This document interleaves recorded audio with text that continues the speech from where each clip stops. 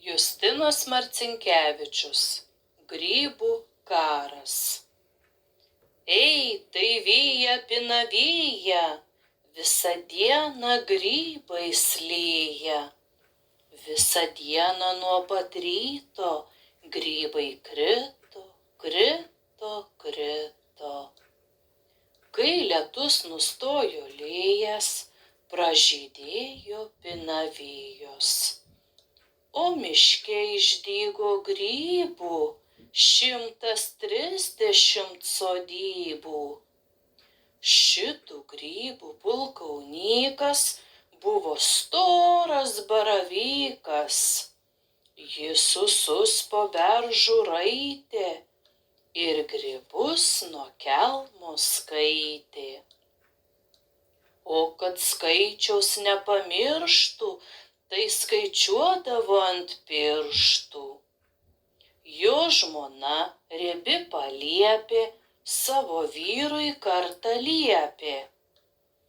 Nors tave ir žmonės giria, bet esi netikęs vyre. Viso miško grybų gėdai, kaip tu savo žmoną rėdai. Štai šį rytą dvi ruduokės iš manęs po krūmų juokės. Pažiūrėkit, koks sijonas, nei jis baltas, nei raudonas. Skrybėlaitė nemadinga. Ach, kokia aš nelaiminga. Koks tu grybų pulkaunykas, jei per dieną riauksai dykas. Eik, sakau, greičiau į karą ir parnešk man šilko skarą. Baravykas, kad supyko, o supykęs, kad suriko. Trenkė kumštimi į pušį, grybai, eisime į mūšį. Ką sutiksim, tą užpulsim, ką pagausim, tą prikulsim. Sušnarėjo aukštos pušys. Tai bus mūšis, tai bus mūšis. Lepšis tarė, ką jis daro, aš visai nenoriu karo. Man ir taip supuvo kotas, o be to esu pilvotas. Kaip aš diržą apsijuosiu, kaip aš eisiu, kaip dainuosiu. O paliegėlis bobausis šitaip tarė pasiklausęs. Aš girdėjau, kaip paliepė, vyrui eiti karą liepė.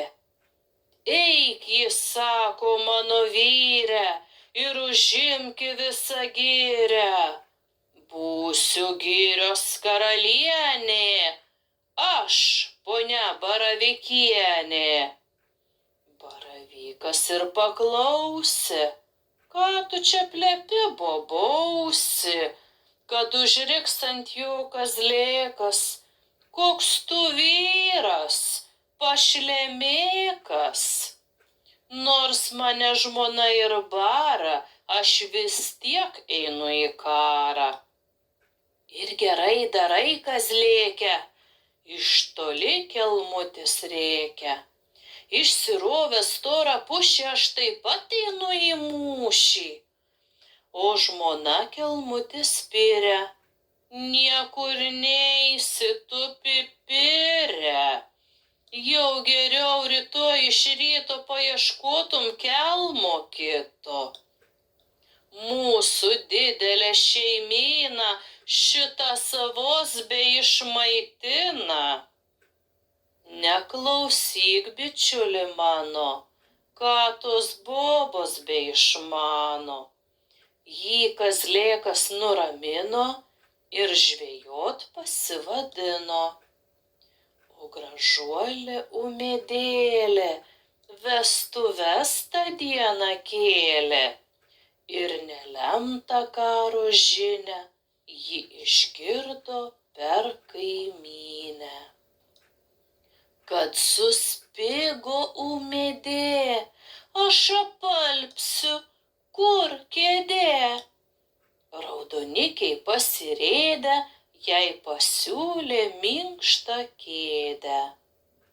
Ir nukrėtę nuo pušų, davė jai rasos lašų.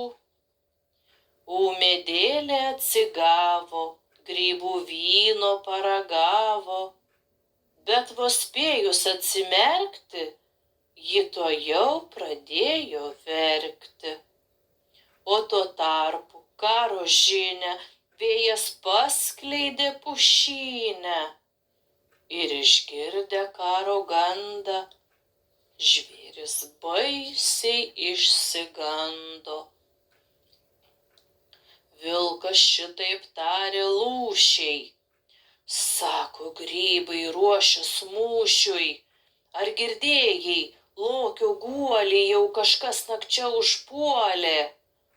Negirdėjau gando tokio. Tai paklausk, broleli, lokio. Vos ištrūkęs, sako, gyvas.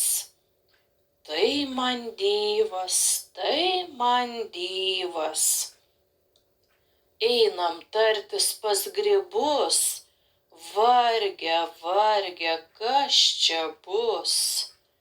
Ir abu ieškoti išvyko, pulkaunyko, baravyko. To narsuolio grybų vado, paukštą pušim jį rado. Pralemeno vilkas gailiai, nusišėrė mūsų kailiai ir pilvai visai sunykę. Ponas grybų pulkaunyke, atgabensim šilko skarą, atidėkit, prašom, karą. Ne, atsakė baravykas, miškų grybų pulkaunykas. Jau pulkus antai rikiuoju, pasiduokite geruoju. O paliepė vyrą giria. Taip, teisingai mano vyre, mes kariaujam už teisybę, marš į mūšį mano grybę. Eik, priimk karių paradą, grybai šaukia savo vadą. Ir išėjo baravykas, miško grybų pulkaunykas. Ant šaknies pasilipėjo ir karius skaičiuot pradėjo. O kad skaičiaus nepamirštų, tai skaičiuodavo juos ant pirštų.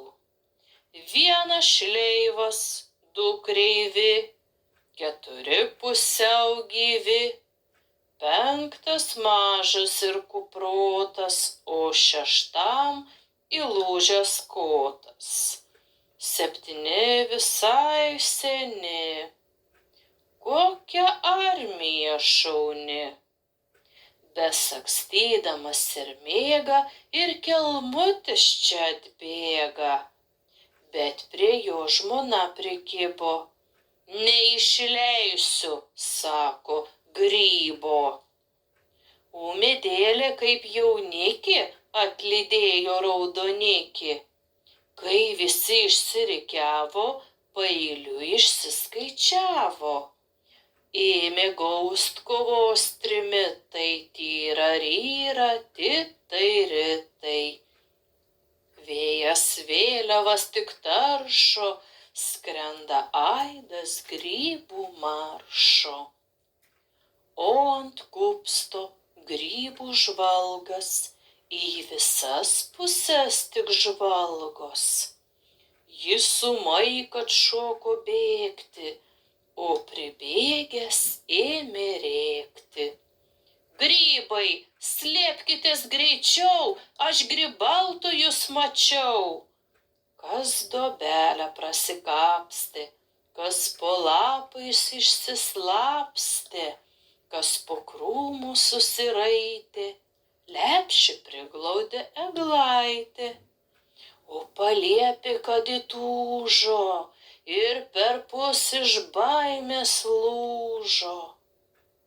Į aikštelę tuo laiku atlėkė būrys vaikų. Jie paliepę apžiūrėjo ir į šalį pamėtėjo.